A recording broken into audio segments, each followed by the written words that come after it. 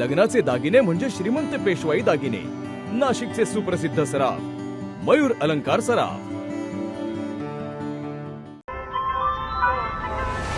ताज्या बातम्यांसाठी नाशिक न्यूजच्या YouTube चॅनलला सबस्क्राईब करा आणि बेल आयकॉनला प्रेस करा.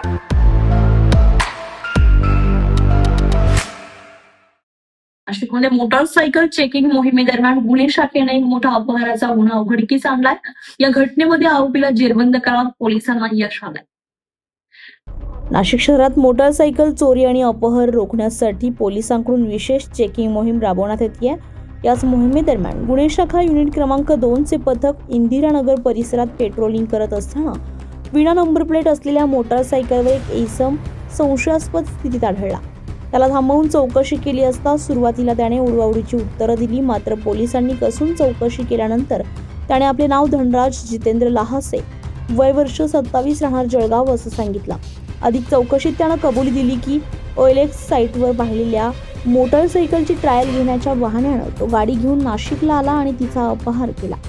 अधिक चौकशीमध्ये त्याने कबुली दिली की OLX साईटवर पाहिलेल्या मोटारसायकलची ट्रायल घेण्याच्या बहाण्यानं तो गाडी घेऊन नाशिकला आला आणि तिचा अपहार केला. पोलिसांनी चेसिस नंबर तपासला असता सदर मोटारसायकल ही छत्रपती संभाजीनगर येथील वाळूज पोलीस ठाण्यामध्ये दाखल असलेल्या अपहाराच्या गुन्ह्यातील असल्याचं निष्पन्न झालं. आरोपीकडून सुमारे 1,20,000 रुपये किमतीची यामाहा MT मॉडेल मोटारसायकल जप्त करण्यात आली आहे. दरम्यान या कारवाईमुळे गुन्हे शाखेच्या सतर्कतेमुळे आणखी एक गुन्हा उघडकीस आला असून नागरिकांनी वाहन खरेदी विक्री करताना सावधगिरी बाळगावी असं आवाहन पोलिसांनी केलं. संजय परमार, नाशिक न्यूज, नाशिक. ताज्या बातम्यांसाठी नाशिक न्यूजच्या YouTube चॅनलला सबस्क्राईब करा आणि बेल आयकॉनला प्रेस करा.